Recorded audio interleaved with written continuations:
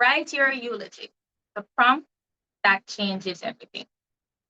Now, I am a solo traveler, a poet, a tourism specialist, and in my line of work and throughout the years of doing my adventuring for the last 7 years, I have had the privilege of being in the Caribbean, North America, in South America, and courtesy of that, I've seen so many different ways of life and things to do that transcend the mind and make you feel open. One of those places that I've visited that is serene, peaceful, and transformative is a cemetery. No, yes, I know this is not the most ideal place for inspiration, and it might seem a bit morbid, but stick with me, I'll get you there. Imagine you are in a well kept cemetery. The sun is playing hide and seek with the clouds, the grass is manicured and welcoming.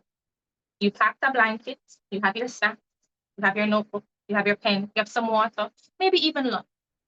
You inhale the earthy rain around you, you listen to the birds chirping, you see the trees swaying, you hear them applause as if they were there just for you, and no one else is there. The whole entire space is just for you. You look out at the sea of headstones and you start to realize the many stories that are sitting in your presence, the lives that have been completed, and the legacies that have been left behind.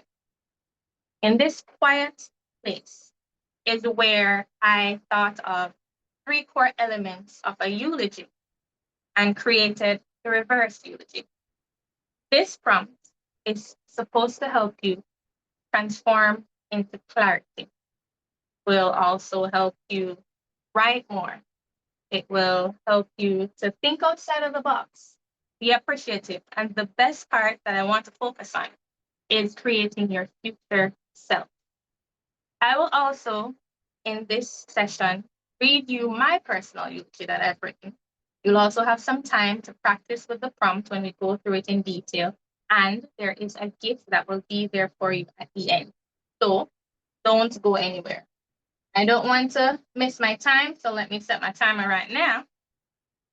Now, what happened with cemeteries? Where did this come from? Back in Jamaica, I've always had this strange pull when I was driving past cemeteries. But ours are overgrown, not safe. We have a lot of madmen, as we call them, which are homeless people that live on the street. Ironically, I actually have a funeral I'm attending tomorrow, so I will be going to a cemetery. I digress. My curiosity though stayed with me. So when I started to travel, I went to other cemeteries in New Orleans, in Colombia. I wanted to see how they did their thing. And it was completely different from what I had grown accustomed to. I could sit under a tree, have my notebook in my hand, listen to the birds, breathe in the air, and just feel at peace. And then I would just start to write. I'd write about persons that were born in the 1600s, persons in the 1800s, in the 1900s. Some of them passed away way too young, some lived long lives. And I could create poems, stories. Imagine a life that I know nothing about that they probably had. Even get names for my own stories when I'm creating fiction, because there are so many of them. Now, while I was doing this, it brought to my attention that the mortality that we have, that blood rushing through you, that presence that you feel, it's completely different when you're in that space, as you can see behind. That's my little setup for my keep in the cemetery. While there, surrounded by the finality of other human beings, it begs the question, what would I want said about me if I were gone today? So then I went home, did my thing, and I was watching an episode of A Different World. And the professor actually asked the students to create their own eulogy. And I immediately paused because I'm like, well, that's strange. All of that is coming together. So I took up my pen and I started, or well, I attempted. It really isn't as easy at first when you are there thinking about what would I once said about me if I died, because you're now accepting you're no longer on earth. But then I thought, what if I did it in the cemetery? Not just write the poems about the persons that are already past and gone, that have lived their life, but what if I sat in the cemetery and thought about my personal life and where I want to be? The exercise was born from that idea. No, the thought slowly transformed and it became a soulful ritual. It wasn't about death, it was about clarity. What I regretted, what I hoped for, what I wanted to be remembered for. And that's when I realized that writing your own eulogy, it clears the fog. It gets past your procrastination, the noisiness that surrounds you when you're living your chaotic life, even if it is not as chaotic, but it silences and suppresses that. And it helps you to start writing. What is a eulogy? Now, really and truly, what we think of eulogy is completely different from where it's originated from in Greece.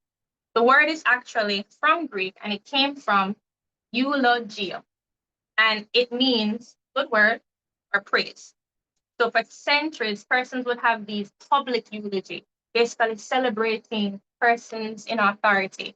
It was a public recognition of their achievements and their contributions towards society, towards people, even towards their family and themselves. It spoke of their character and their impact that they had. Of course, over the centuries, that changed, and we got to the Renaissance period where it went into more reflective, into the funeral areas where we're more thinking of remembrance, something to help us cope with losing a loved one. Today, we're going to take the same energy that the Greeks used, but in a different way. We're writing a eulogy for our future self. Well, you are, because I already wrote mine.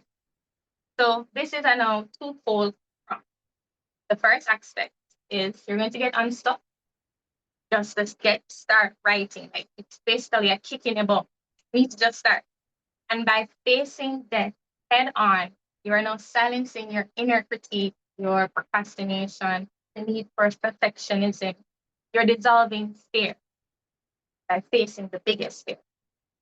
And secondly, on the other part, you're going to gain clarity, your values, your desires, what you would like for yourself, not the surface self that you've been coddled with by your parents and your friends and your family, and of course, society, your career, but really your intrinsic self, that part of you that has a longing and need, the person that wants to achieve the things that you and other people say is not achievable, but actually can be. Now, many persons wouldn't have chosen to be here at this particular session. You hear the word eulogy, and I'm sure you probably saw a black cat, and you're like, no, I'm not going to go there. I don't want to die or anything. And that's not really the case. So the fact that you actually attended and you are here, it means that you are braver than all those persons who decided not to attend. And it means that you're ready to face death, fake or not. By doing that, you can face anything. You can get ready to start writing without worrying about judgments and rejection. Now, we'll be using the three core elements of the reverse eulogy, and it begins with the beginning, middle, and end. Those are the three core elements. I'm joking, that's not true. Really and truly, it is not that. I'd love for you to put in the comment, or what I say, the chat section, what do you think, based on where the eulogy stemmed from in the Greek era, what would be the three core elements?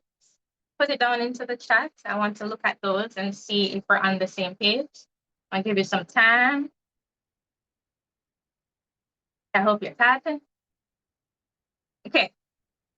Now, really and truly, what it really is, the three core elements, they include legacy, fulfillment, and lastly, relationships. So legacy, that is your career focus. What meaningful work did you do? What did you build? What did you create? What do you want to leave behind that you'd be proud of? Your relationships, who did you love? How did they experience that love? What kind of friend or partner or parent were you? And then fulfillment. This is your passion focus area. You look at your adventures, your hobbies, What gives you joy in your life? And how did you live authentically and fully? Now, this structure is meant to be short, 10 to 15 lines, just to get you writing. It will be powerful, it will clarify, and even if it brings a little bit of tears, wipe them. That's okay. Now, I'm going to give you an example by reading my personal eulogy. And it starts like this. On October 18th, 2105, at the age of 80, Latoya Sharon Campbell, affectionately called Toya, completed her lifelong goal to travel the world. From Jamaican rooftop in Portmore, she stared at stars, longing for freedom, which she finally found mapped across 70 countries around the world. After her 70th birthday, she finally took up root in the mountainside of Italy, then later created Campton Foundation, which was to help financially disadvantaged teenage girls from the Caribbean to travel overseas for culturally immersive summer programs. There, they would visit museums, taste cuisines, learn another language, gain the necessary skill sets to ensure they had a brighter future earlier than later, something she wished for herself. On her 50th birthday, she met Jung, her supportive life partner, and he fathered Victoria and Jung Jr. Motherhood became a gift for her because she never expected that due to her diagnosis with endometriosis. She was a Pulitzer Prize winning poet, a creator of screenplays, a Grammy winning songwriter, and of Broadway shows. She was a true Renaissance woman. My grandmother would say, if you have no regrets, you are a perfect human. And if you sulk in regrets, you are a sad human. One does not exist, and the other is the worst type of existence. Today, we remember her spirit, her legacy of freedom, and her gift, daring us to dream and redream in spite of life's many challenges. All right, so it is now your turn. You are going to take 3 minutes or 4 minutes to write a short, revised eulogy. Now, you can start at 80 years old. You can be a centenarian if you wanted, whichever age you choose. I am not asking you to write an 8 hour long eulogy like Aretha Franklin had some years ago. Mine was just 12 lines or probably 10, but I cut two out because of time. So write 10 to 15 lines max. And don't worry about perfection or being polished or anything like that. You're going to focus on the legacy, relationships, and fulfillment, which I will put on the screen so that you can see it for yourself and see the questions that you should ask. So use this as a guide for writing your eulogy right now. And I'm going to start the time starting now. Go ahead and start writing, looking at the questions that you can answer and the year, the date, what do you want to achieve. Write the regrets, write the joy, the wild dreams, and the unheard of truths. I'll play a little music in the background for you.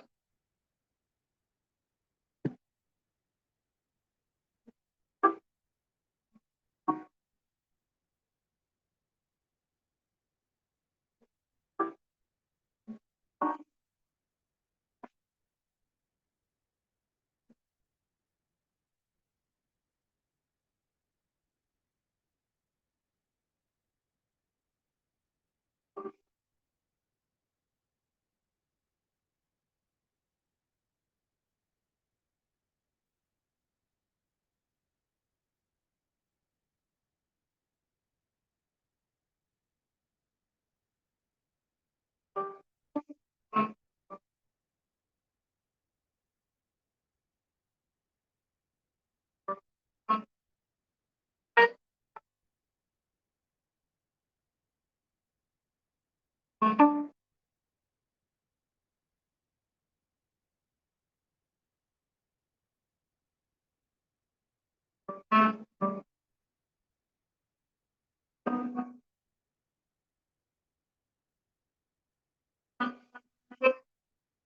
2 more minutes to go.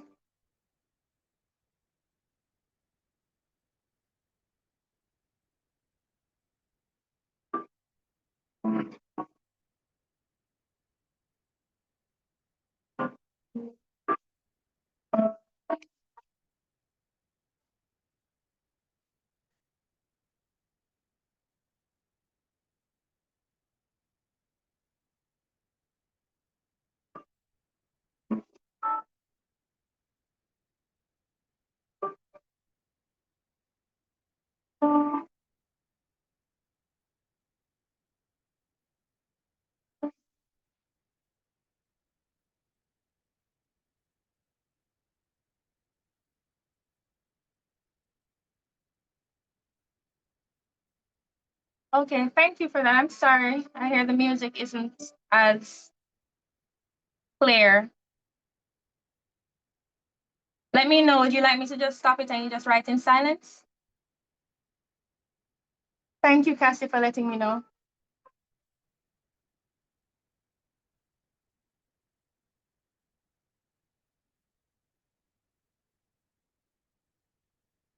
I have stopped it since it is choppy.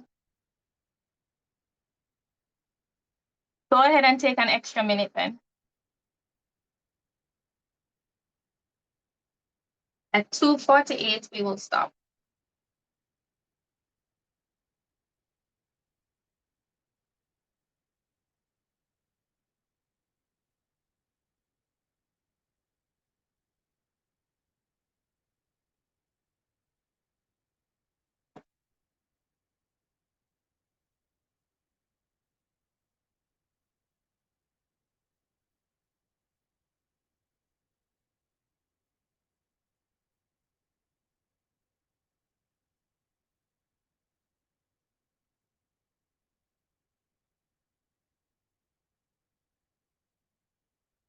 All right, all right, all right, all right. Yes, I do like him. All right. Can you see me? Here we are. Now, what I would love, you are very welcome. What I would love is from this brave group of persons that are here, all 44 of you. Ooh, I honestly prayed for even 10, and 44 is amazing. Thank you. The brave people that are here, all 44 of you. I want 2 volunteers just to read a few lines. You can come up. You don't have to turn your camera on if you don't want to. That's fine. If you do, that's even more beautiful. Any volunteers? Okay, Margaret, wonderful. And Burnett, if I pronounce your name wrong, it's only because, I'm human. So you can correct me. All right, so go ahead. I would like you to come on up. See, Margaret. Go ahead and click join. I think that's how that's supposed to work. And I'll accept it. And if the moderator is still here and can assist with that part, please do. Hello? Hello, can you hear me? I can hear you. Hi. And your name is Hi. again? Margaret Stedman. I'm from New Jersey. Nice to meet you and thank you for being here. What is your Medium handle? Oh gosh, I've only done it very briefly, so I don't remember what I signed on as. Not a problem. You can put it in the chat after you're finished so that everyone can go ahead and greet you over there. Okay. All right. Go right ahead when you're ready. All right. At 88 years old, Margaret has left the building and will be waiting to see you on the other side. Her tombstone will read, "It was fun." After retiring from a successful real estate career at 60, she dedicated herself to helping create affordable housing projects while working as a writer and stand-up comedian. She'll be remembered for her love of her family, friends, and her fur babies, and for always remaining young at heart and always, always making sure to do one new thing each year that she was afraid of. Beautiful. Yes. Can I get some love in the chat for Margaret, please? Thank you. I appreciate that. You did very well. Thank you so much for coming up. All right. Next up was Bernadette. If I got that right. Bernadette, yes? You did. Thank you. I can get it right. Okay. Are you on Medium as well? I am on Medium, but again, I don't know my name either, but I think it might be Bernadette S. Put it in the chat when you're done. We all need to come by and say hello. Okay. Margaret did an amazing job, so mine's not as polished. No, we're not going to do that. We're not comparing and everyone is an individual. Everyone is awesome and it will be great. Let me hear what you got. Thank you. Okay. Today we gather to talk about Bernadette. She leaves behind a career making experiences easier, more connected, and ultimately empowering people to get things done and to learn as you go. Her passions meant that millions experienced and understood synesthesia, and even millions more learned to draw, even badly, unleashing a generation of accidental creatives. Her relationships, she leaves behind partners around the world, friends, nephews, and cats, and a legacy of creative tools to teach millions more for generations to come. See, now that was really good. You covered everything. You had your legacy, you had your fulfillment going on, and you had your relationship. Can we get a round of applause for Bernadette, please? Thank Hearts you and very love and much. everything in the chat. Thank you so much for participating. Thank you. All right, everyone. Now we got those two beautiful examples. You can see for yourself that writing your own eulogy is a way of telling fear, telling procrastination, telling doubt. You don't own me. I can do what I want. It's a way to basically name your desires and anchor them in reality. It's not fairy tale. So that's why you have to start writing now and not later. And if you can face death on the page, you can face anything. Time is your gift, and at the moment, we all have access to it. So use it. Now, as I said, I have a gift for you. I will be putting in the chat, or the link should already be there in the link area, or I'll put it in thereafter, that you can go ahead on Gumroad and download your 7-page reverse eulogy prompt PDF. Easy to get. It will give you a more comprehensive and extensive writing prompt that you can use for yourself, for your friends, even for workshops. And most importantly, to get you writing. If there were any questions, I don't see any in the Q&A. This is the time I will answer them. There is none of those. And in the chat, I shall put, if I'm turning my head, I really don't know what you're seeing right now. It's because I'm using the phone and, it is horizontal at the moment. So I need to give you the Gumroad link. There you go. It is in the chat right now. Everyone go ahead and grab it real quick. And it's also in the link area where resources are located. You can get it from there too. And play around with it. Have fun with it. Don't let it, scare you. Now that we've come to basically the end of our session, our conversation with each other, I would like to thank you again for choosing to be a part of this session of Write Your Eulogy, the prompt that can change everything. Because you could have gone to somewhere else, another amazing speaker, instead of coming here. So I appreciate you taking the time, and I appreciate the participants. And I'm sure if I had more time, more of you would have participated as well. I'd also like to give a very, very special thanks to Medium team, because they really and truly helped me out a lot. From my technical issues to picking and my description and my bio, and just going through the whole process of doing my first Medium day with Medium. So thank you for that as well. I really and truly hope that by attending this, you got some type of inspiration to start writing, to work out the life that you actually want to live, to meet your future self. And based on those that wrote everything down, I'm sure you would want to meet that person, right? So take it as my best wishes to you by offering you the use of this reverse eulogy prompt. And I hope you will use it. Go ahead and download your free 7-page PDF that I really and truly went all out creating with heart and soul. And let me know what you think. Good, bad, ugly. I want to hear it all. Again, my name is Latoya Campbell. I am your traveling poet, and it was a pleasure chatting with you all today. Keep writing your dreams. Thank you.